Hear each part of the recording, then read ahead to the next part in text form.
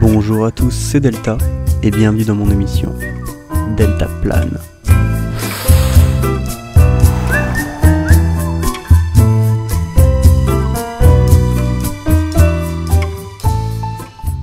Aujourd'hui dans Delta Plane, je vais vous raconter une de mes expériences avec le 2CB. C'est une molécule hallucinogène relativement peu connue par rapport aux autres psychédéliques, donc si vous voulez en savoir plus dessus, je vous invite à aller voir ma vidéo d'information dessus. Le lien est dans les fiches en haut à droite ainsi que dans la description. Ça vous permettra de mieux comprendre ce que je vais vous expliquer. J'ai pour plan de faire 3 vidéos trip report sur le 2CB. Celle-ci à un dosage de 10 mg, la suivante à un dosage de 20 mg et la dernière à un dosage de 30 mg. Ça vous permettra d'avoir une idée du potentiel de la molécule sans avoir à l'essayer par vous-même. Attention, je n'encourage personne à consommer quoi que ce soit. Cette vidéo est réalisée uniquement dans un but d'information et de divertissement. Le contenu de ce vidéogramme se place dans un contexte de réduction des risques et a pour objectif d'informer les curieux, rien de plus. Bien, passons au trip report. J'étais avec mon ex-copine que nous allons appeler Alice.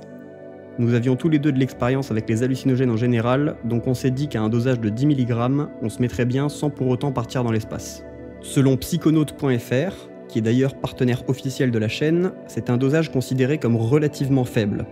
Nous étions à jeun depuis le matin et avons avalé les 10 mg aux alentours de 16 h dans mon appartement. Une quinzaine de minutes après l'ingestion, on commence à se sentir bizarre. Rien de vraiment perceptible, mais on sent que quelque chose est en train de se passer. On fume un joint, on se détend et on commence à se sentir vraiment bizarre. On reste relativement lucide, mais on a la sensation d'être complètement explosé.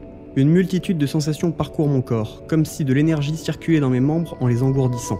Mes jambes deviennent lourdes et mon torse devient léger. J'ai la sensation que je veux m'envoler, mais que mes jambes veulent rester sur terre, et cette opposition des sensations me donne un peu la nausée. J'essaye de me calmer, et je décide de partir faire un tour avec Alice dans la résidence.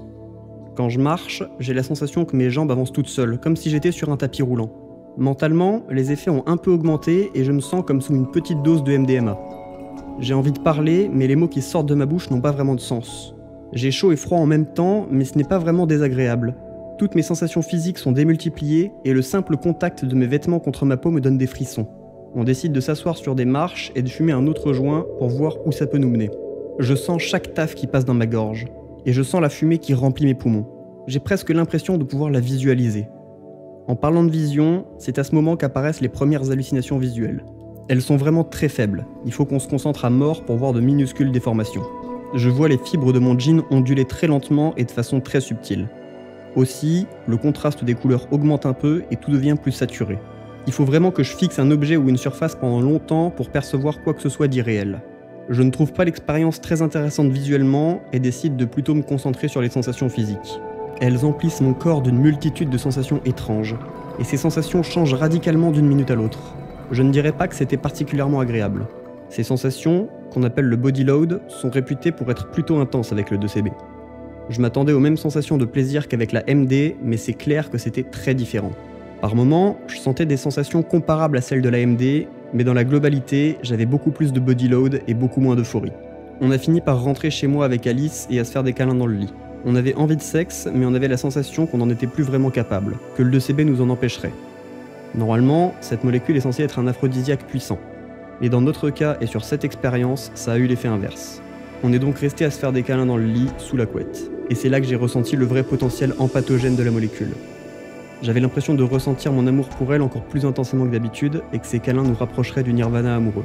Ça a duré plus ou moins 1 heure, puis les effets se sont dissipés, et petit à petit on est revenu sur la terre ferme. Pour conclure, je dirais que cette expérience n'était pas vraiment un trip à proprement parler. C'était le bon dosage pour commencer avec la molécule et me familiariser avec les effets, mais je savais que je retenterais l'expérience à un dosage un peu plus élevé pour voir le potentiel de la substance. Bien sûr, ça ne regarde que moi et je n'encourage personne à consommer de grosses doses de quelque substance que ce soit. Le 2CB peut être particulièrement dangereux si mal utilisé. Je ne pourrais en aucun cas être tenu responsable de vos consommations. Aussi, si vous voulez discuter avec moi ou poser des questions sur les stupéfiants à la communauté, je vous invite fortement à rejoindre le serveur Discord officiel de l'émission. Le lien est dans la description.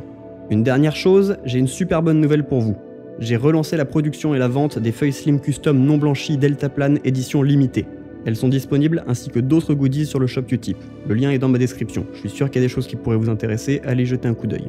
En parlant de ça, comme vous le savez, mes vidéos sont toutes démonétisées à cause de leur sujet sensible.